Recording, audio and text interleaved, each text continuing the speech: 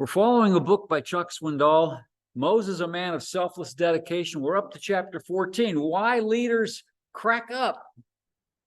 And there's a map of where we've been and where we're headed. We've got about 6-7 more chapters to go. And then pray for me. My plan is to dig into the book of Leviticus. We're following this map, and right now we're dead center between the striking of the rock to get water and the visit to Mount Sinai. By way of review, God provided for his people. He gave them quail in the evening, gave them manna in the morning, and of course it wasn't good enough. And the people began to complain, and the complaining escalated up into quarrel. And of course, turn your eyes upon Jesus. We covered this last week. Behold, I will stand before you there on the rock at Horeb, and you shall strike the rock. In the New Testament, we read that rock was Christ. And water shall come out of it, and the people will drink. Now, this wasn't just a little trickle. There's water there for 2 million people. There's quite the flow. Family reunion. Jethro, Miriam, the boys, Moses.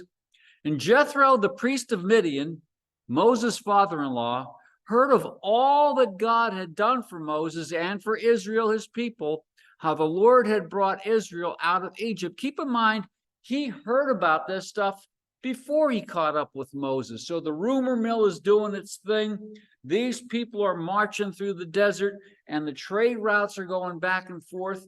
This wasn't too deep into the Exodus. It's about 3 months, and Jethro had already heard what happened in Egypt. I don't know if he heard about all 10 plagues, if the first few had gotten to him, but he heard there was trouble in Egypt, at least for the Egyptians. Now, Jethro, Moses' father-in-law, had taken Zipporah, Moses' wife, after he had sent her home along with her 2 sons. You recall we studied going from Midian to Egypt, and along the way, God was not very happy with Moses because Moses had not circumcised his son. In fact, God sought, the Bible says, sought to kill him. Zipporah circumcised the son, and for whatever reason, Moses sent mom and the boys home. Maybe he sensed there was going to be trouble. We don't know why, but they went home. But there are some interesting pictures here. The marriage of Moses to Zipporah is like Joseph, who took on a Gentile bride. I'm very thankful Christ took on a Gentile bride.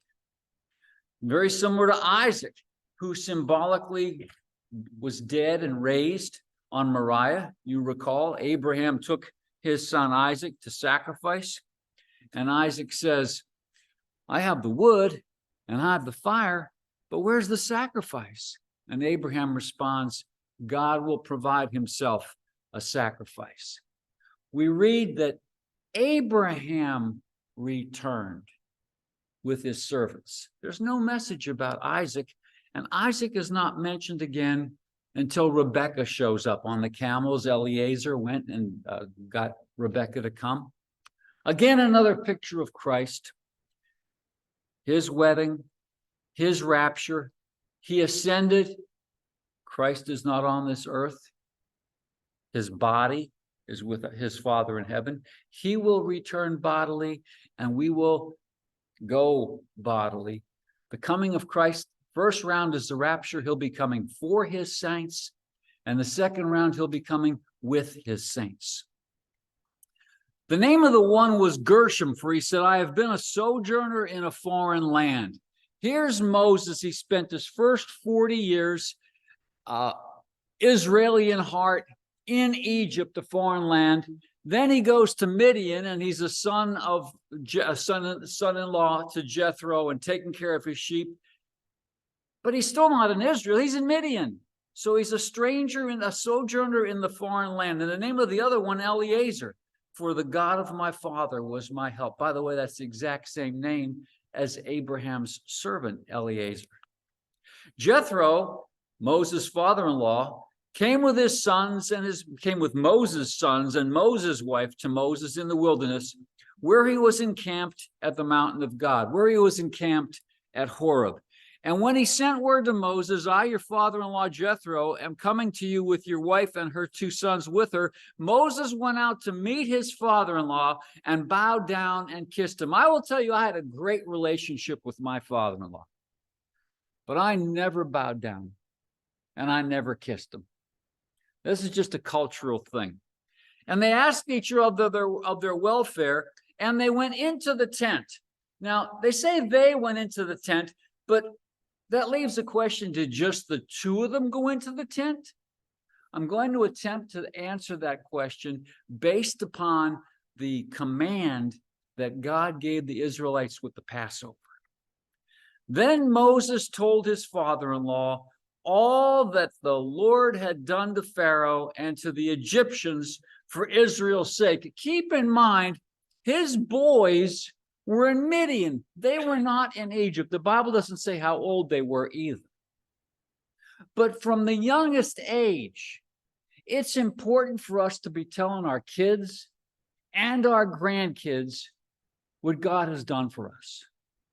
And whether they pick up a fraction of it, whether they pick up a bunch of it, whether they can repeat the stories, it doesn't matter. It's our job to give the message, and it's God's job to help the kids retain it. Zipporah wasn't there either. So I expect Moses and Zipporah and the boys and Jethro went into the tent, and Moses gave him a blow by blow. Can you imagine listening? I mean, we've heard this story for a long time, many, many times over. They're hearing it for the first time.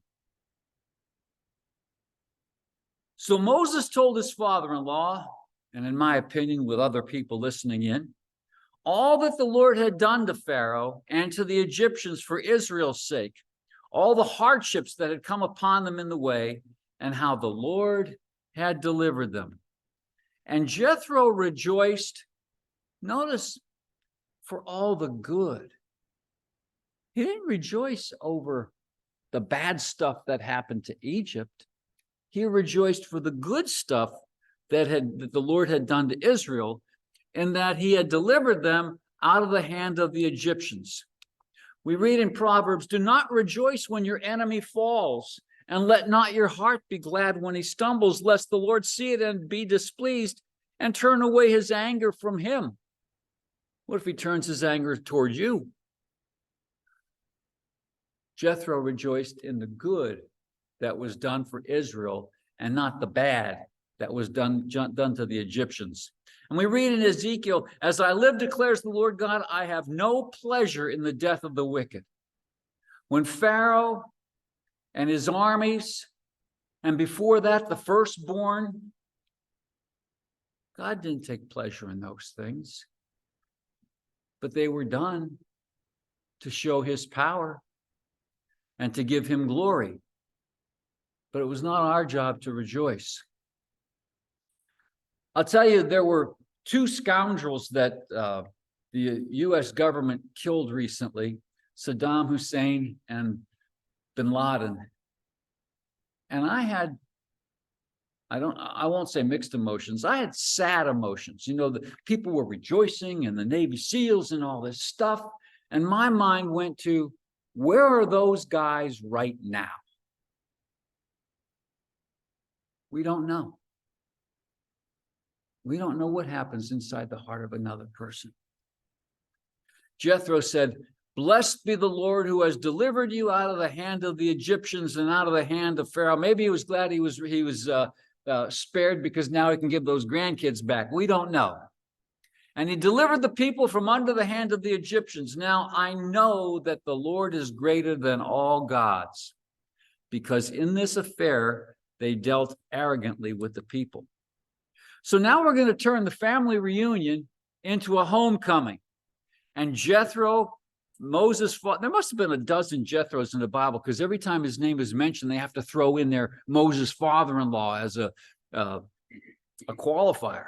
And Jethro brought a burnt offering and sacrifice to God, and Aaron came with all the elders of Israel to eat bread with Moses' father-in-law. Now, I read a verse like that and I say, okay, they've been feasting on manna. Were they eating manna with the father-in-law? Did the father-in-law bring some grain with him? So you look up that Hebrew word lechem, and it is many times translated grain, but it's also sometimes simply translated food. And we use the phrase, let's break bread together. Well, that's fine, but where did the phrase come from? It came from the Lord's Supper, where we're to remember what Jesus did for us. So anyway, they had a great homecoming. Aaron, the elders, I'd like to think the elders' wives, the elders' kids, everybody got together and they had themselves a homecoming feast. And the next day, Moses sat to judge the people, and the people stood around Moses from morning till evening. Keep in mind, 2 million people. And when Moses' father-in-law saw all that Moses was doing for the people, he said, "What is this that you are doing for the people?" There are 2 question marks there. What are you doing? And why are you doing it alone? And that gives us priorities and personnel. And I'm going to jump out of Bible and jump into secular. People like Peter Drucker, Stephen Covey, Jim Collins, they are all well-known authors that their writings don't specifically recall biblical principles, but their writings are based upon biblical principles on dealing with our priorities and our personnel. And Moses was doing everything all by himself. Our pastor, I believe, is coming back with us this morning. And keep in mind, what we're talking about is, why do leaders crack up? And we have here the first hint. They're trying to do too much, and they're trying to do it alone. And Moses said to his father-in-law, "Because the people come to me to inquire of God when they have a dispute. They come to me, and I decide between one person and another." Now, that sounds like the right thing to do, right? But it's 2 million people. And I make them know the statutes of God and his laws. Moses' father-in-law said to him, "What you are doing is not good." Now, I mentioned Jethro's courage here, as well as Moses' humility. Here's Moses. He's the man in charge of 2 million people. Keep in mind, the Bible says he's the meekest man that ever lived. Here's Moses. He's in charge of 2 million people. And here's his father-in-law with those sheep. Moses once tended the sheep. Now he's tending people. And Moses said to him, "You know, what you're doing is not good. Think of David and how he received Nathan's message. David was an adulterer with Bathsheba and a murderer of Uriah, and Nathan put his finger in his face and he said, 'Thou art the man.' And what did David do? He repented. Clear on the other side is Herod. Herod was living in adultery, and there's John the Baptist. And John the Baptist had the courage to say, 'Herod, what you are doing is not good.' How did Herod receive the message? Not so well. You and the people with you will certainly wear yourselves out, for the thing is too heavy for you. You are not able to do it alone." Now, by way of contrast, when I was trying to figure out the square miles of the camp, I looked at Lancaster, I looked at Philadelphia, and I said, it's going to be a couple hundred square miles. Now we look at the judicial system. Philadelphia had a population of 1.5 million people, less than the Hebrews. Yet I have about 135 judges, because there's no number. They listed the names, had to count the names. So it's about, I can't count that high, about 135 judges, but they have a backlog of 35,000 cases. You say, well, the world is getting worse and there's lawsuits. It's the same human nature. So 2 million people waiting for Moses, and here's a similar population and the judges that they're dealing with in that kind of situation. Now obey my voice. I will give you advice, and God will be with you. You shall represent the people before God and bring their cases to God. Now, God is the Supreme Court, right? He said, you're going to be the one who brings these cases before God. And just like our own U.S. Supreme Court, you start down with the local magistrate, and if you don't like that decision, you can appeal, and he can appeal. And we're going to read here where the elders are set up to rule over the minor cases, and if the minor cases can't be settled, it comes up to Moses, and Moses might have to take the case before God, the U.S. Supreme Court. You know, the biggest threat to our country, we'll get to that when we talk about the leaders. You shall warn them about the statutes and the laws, and make them know the way in which they must walk and what they must do. What Jethro was telling Moses is the role of the pastor. You see it right there. Pray, preach, teach. The pastor's job, you see up there, bring their cases before God, pray, warn them, preach, the Bible says with all long suffering and doctrine, and teach, that they may know the way that they must walk and what they must do. We see that in the book of Acts. Therefore, brothers, pick out from among you 7 men of good repute, full of the Spirit and of wisdom, whom we will appoint to this duty. We will devote ourselves to prayer and to the ministry of the word. Pray, preach, teach. October is Pastor Appreciation Month. And, you know, I've said half in jest, if our pastor did one more thing for this church, he'd have to put a pair of cymbals between his knees to be a one-man band. He does all kinds of stuff. Elders, got to watch. We don't want him to burn out. I know he enjoys doing the music. He enjoys doing the announcements. He enjoys all kinds of stuff. I know he visits people far more than I would have ever imagined. But his job is to pray and to preach and to teach. Moreover, look for able men from all the people, men who fear God, who are trustworthy, who hate a bribe, and place such men over the people. Men who fear God. The biggest threat to this nation is not intercontinental ballistic missiles coming from the other side of the world over the North Pole. It is the fact that our nation no longer fears God.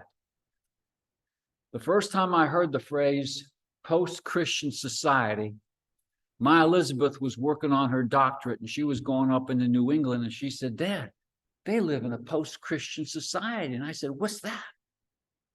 That was a while back.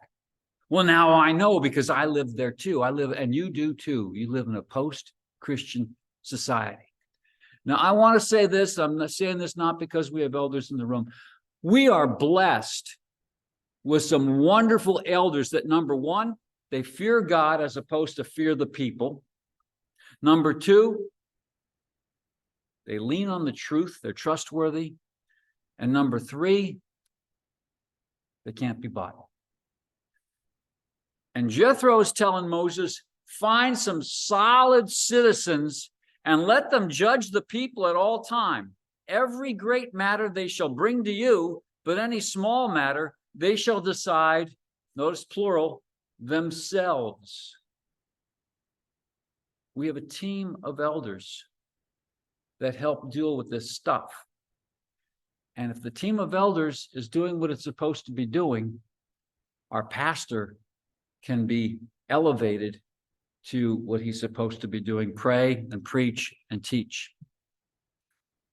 So it will be easier for you, and they will bear the burden with you. I got to put this up here because the picture didn't come up quickly. That picture is out of context because that's a picture of Moses with Aaron and Hur holding up his hands so that when his hands were being held up, the battle against the Amalekites was going well, but when his arms got tired, the battle started going in the wrong direction. Well, this is a much broader situation than that. And we're not talking about just Aaron and Hur. We're talking about the elders, and we're talking about us holding up our pastor. So it will be easier for you, Moses, and they will bear the burden with you. If you do this, God will direct you, and you will be able to endure. And all this people also will go to their place in peace. Keep in mind, when Jethro started this, he said, you're going to wear yourself out, and the people will be worn out too. Can you imagine being the 2 millionth person in line waiting to talk to Moses? I complain when I go down to the Social Security office and I've got to wait 2 hours in a cushioned seat in air conditioned. And these people had no seat. I'd like to think the cloud took care of the desert heat for them, but it wasn't pleasant waiting for Moses. 1 Peter, shepherd the flock of God that is among you, exercising oversight, not under compulsion, but willingly, as God would have you. A good friend of mine and I were going through this book called Pagan Christianity, and he's drinking of it like drinking from a fire hose, and I'm reading it saying, there's so many holes in this, I can drive my pickup truck through this thing. One of the things that the author put down there, he said the word pastor is not even in the Bible. He was looking for just, let's get together and rejoice and worship and not worry about doctrine or anything like that, and not worry about a teacher. We'll just worship. I said, what do you mean the word pastor's not in the Bible? It's right there. Shepherd the flock. And if you read the King James Version, it talks about the gifts in the book of Ephesians that are given. One of the gifts was the gift of pastors and teachers. Modern translations would say shepherds and teachers. And so he said, we don't need a pastor. I'll probably bring more out of that book as we spend more time together. Did Moses listen? Yes, because he managed to make it for the next 40 years. So Moses listened to the voice of his father-in-law and did all that he had said. Moses chose able men out of all Israel and made them heads over the people, chiefs of thousands, of hundreds, of fifties, and of tens. And you see here when Jesus had them to sit down when he was getting ready to feed the folks, he said, sit them down in groups of 50.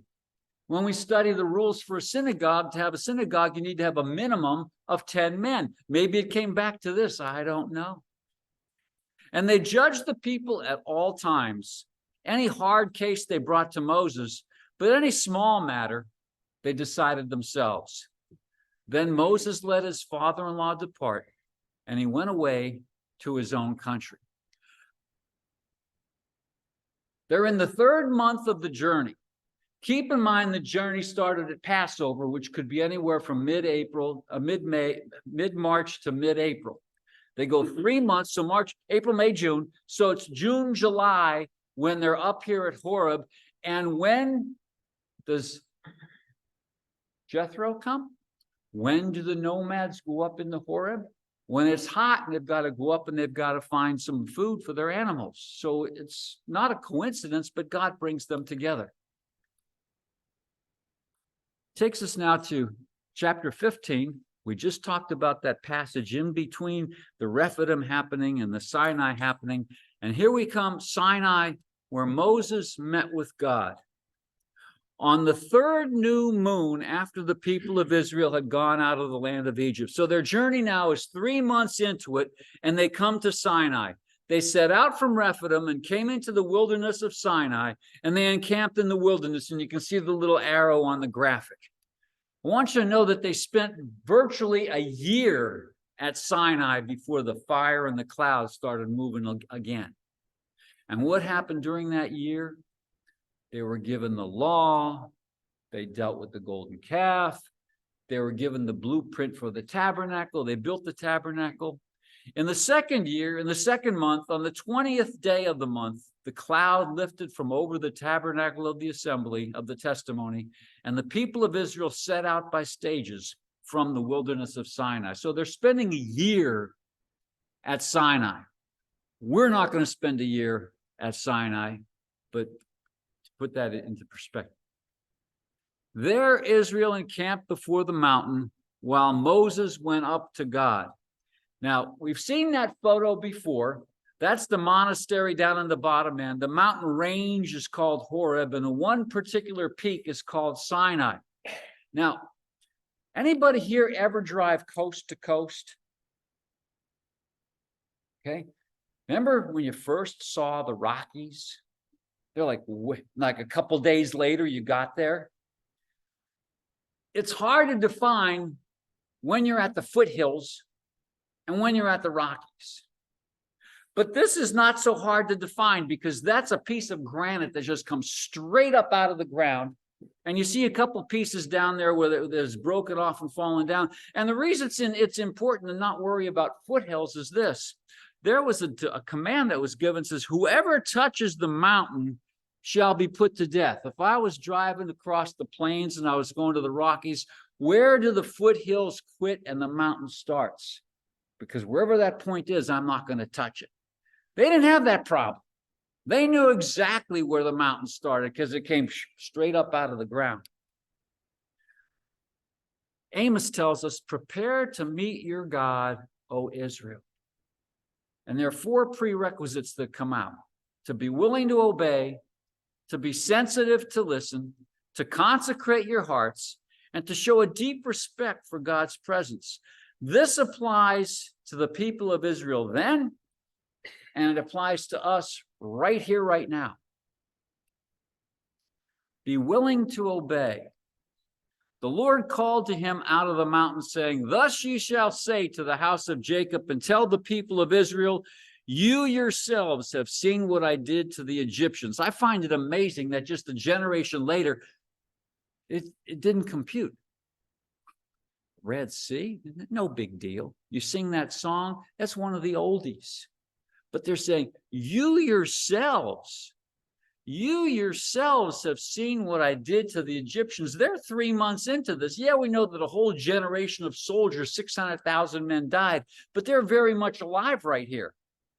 You yourselves have seen what I did to the Egyptians. You yourselves walked on the dry ground with a wall of water on the right and a wall of water on the left, and how I bore you on eagle's wings and brought you to myself.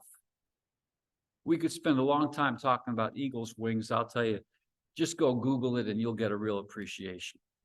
Now, therefore, if you will indeed obey my voice, keep in mind being willing to obey. If you will indeed obey my voice and keep my covenant, you shall be my treasured possession among all peoples, for all the earth is mine. Now, that's a tricky verse. It's a tricky concept. And I'll tell you why. Some person would read that verse and say, if I don't keep my nose clean, I'm going to be lost. That's not what that verse is saying. You know,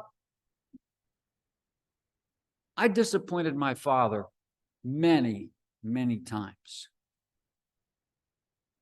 Sometimes it was where I even had to avoid him because it was that bad.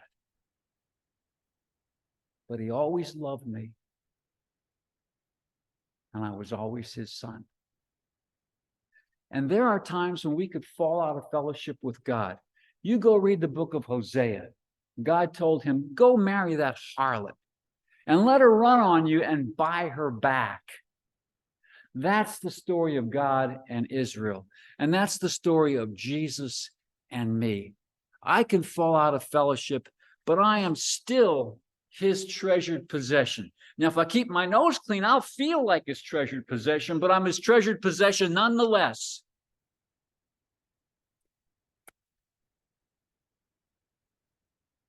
And you shall be to me a kingdom of priests and a holy nation.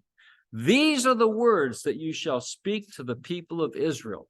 He's saying to them, if you obey my voice, everything will be fine. Now, what we're going to find out is the people will say, before they heard it, everything he says we'll obey. No problem, right? Well, it didn't turn out that way. They didn't even leave Sinai, and all of a sudden they're melting down the golden calf. And Aaron says, I threw a bunch of gold in the fire and this thing came out. That's about as lame as Adam, who said, that woman you gave me, she made me do it. Number 2, be sensitive to listen. And the Lord said to Moses, behold, I am coming to you in a thick cloud, that the people may hear when I speak with you, and may also believe you forever. In other words, listen up. Who remembers the stockbroker company E.F. Hutton? Okay. There were commercials and people would be doing their thing, like you see these guys in the dining room, and everybody freezes. And the caption is, when E.F. Hutton talks, people listen. Now, as far as E.F. Hutton is concerned, they're around now in name only. But they first started writing bad checks and got caught. And then they started laundering money for the mafia and got caught. And the place finally disappeared. But the name and that have value. But let me tell you something. God will not write bad checks, because he owns the cattle on 1,000 hills. And he's not going to launder anything. He is our righteous judge. So he's saying to the people, be sensitive to listen. Be ready to hear what I have to say. It's not going to be too hard, because my yoke is easy and my burden is light, but still we have a tendency to wander. Consecrate your hearts. So when you come here, be ready to hear the message and not, so-and-so should have had that message. That message is meant for him or her. Be ready to listen. Be willing to act upon that listening. Now, consecrate your hearts. The Lord said to Moses, go to the people and consecrate them, not just once and done. Consecrate them daily. Consecrate them today and tomorrow, and let them wash their garments and be ready for the 3rd day. For on the 3rd day, the Lord will come down on Mount Sinai in the sight of all the people. So Moses went down from the mountain to the people and consecrated the people, and they washed their garments. Now, we're going to see in a few clicks. Who here has seen that movie, The 10 Commandments, Cecil B. DeMille? Okay. You get the notion. He goes up on the mountain, and that's where he is, and he's having communion with God. And you know he's up there because the music is always dun, dun, dun, dun. And Charleston Heston was such a handsome devil, right? We're going to see that Moses, 80 years old, picture that photograph in your brain. He's going up the mountain, down the mountain, up the mountain, down the mountain. He's getting consecrated. I couldn't do it. I couldn't go up once. Show a deep respect for God's presence. And the Lord said to Moses, go down. So here we are. We're going to go through the recitation here shortly. The Lord said to Moses, go down and warn the people, lest they break through to the Lord to look, and many of them perish. So, what is Christian growth like? You have somebody like the thief on the cross. He went from a scoundrel to gone. How handy would it be to absolutely know a person saved? Because as soon as they say, Jesus, come into my heart, boom, they drop dead. Doesn't happen very often. I'm sure it does. And then you have the body who's kind of loafing along, and then rapture time comes. He's conformed, he's immortal, he's incorruptible, and the Bible says, we'll know him even as we are known. But now, for the most part, we have, a victory in Jesus. And then we trip. There'd be a graph that kind of looks like this. Not so much a sawtooth graph, but with some mesas, with some plateaus along the way. Because it is precept upon precept and line upon line, here a little, there a little, and we learn, and we get transformed, and we get conformed to the image of God. And that's a picture of Moses was doing. Keep in mind, it was 3 days. That's a picture of what Moses was doing, up and down and up and down. The ups and downs of sanctification. Verse 3, Moses went up toward, I added the W-A-R-D because God hadn't come down yet. Moses went up to God, verse 7. So Moses came and called the elders of the people and set before them all these words that the Lord had commanded them. He went back down to talk to the elders because they weren't allowed back up on the hill. Verse 8, and Moses reported the words of the people to the Lord. He went back up. And the Lord said to Moses, behold, I'm coming to you in a thick cloud, that the people may hear when I speak with you and may also believe you forever. And when Moses told the words of the people, it's back down again. The Lord said to Moses, go down to the people and consecrate them today and tomorrow and let them wash their garments. So Moses went down from the mountain to the people and consecrated the people, and they washed their garments. Now Moses is serving the Lord through all this. He's a full-time servant. I can't hold a candle to him. I've got my ups and downs, and you do too. Along the way, we need to be ready to obey. John, you blew it again. Sensitive to him saying that to me. Consecrated to live for him. And the Lord came down on Mount Sinai, so they're coming together. The Lord came down on Mount Sinai to the top of the mountain, and the Lord called Moses to the top of the mountain, and Moses went up. Now that's an interesting artist concept. You see the mountain, and we're going to read where it's going to be covered with lightning and thunder and smoke, and you see all those nubs down below. Those are heads. Because what we're going to read is the people are invited out of their camp. So now they're condensed. There are no animals in there. There are no tents. Everybody's there shoulder to shoulder. On the morning of the third day, there were thunders and lightnings and a thick cloud on the mountain and a very loud trumpet blast, so that all the people in the camp trembled. Then Moses brought the people out of the camp to meet God. That's what we're doing here. We've left behind our households. We've got these great inventions called crock pots. All that stuff, we're to vacate the day-to-day and be consecrated and be ready to meet God. Prepare to meet thy God, O Israel. Then Moses brought the people out of the camp to meet God, and they took their stand at the foot of the mountain. Now, Mount Sinai was wrapped in smoke because the Lord had descended on it in fire. The only time the word smoke appears prior to this is the smoke of Sodom and Gomorrah. It's a picture of judgment at this point, in this case. Now, Mount Sinai was wrapped in smoke because the Lord descended on it in fire. The smoke of it went up like the smoke of a kiln, and the whole mountain trembled greatly. Anybody ever lived through, if you died, you can't raise your hand, an earthquake? Anybody ever be part of an earthquake? Yeah. Did it stop what you were doing? I'll tell you, I was in the Marriott of Conshohocken in a conference, and all of a sudden, one of those big chandeliers started going like this. And I very quickly computed, it doesn't matter where I'm standing if the earth opens, but if the ceiling falls, I'm going outside. And everybody else had the same idea too, okay? The mountain trembled, not just to move the chandelier a little bit, it trembled greatly. And the sound of the trumpet grew louder and louder. How loud of a trumpet blast do you need to have 2 million people hear it? I don't know how many decibels that was, but it was quite the trumpet. And the sound of the trumpet grew louder and louder. Moses spoke, and God answered him in thunder. And the Lord came down on Mount Sinai to the top of the mountain. And the Lord called Moses to the top of the mountain, and Moses went up.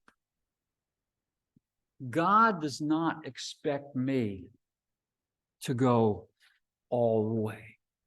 He's willing to meet me, just like he met Moses.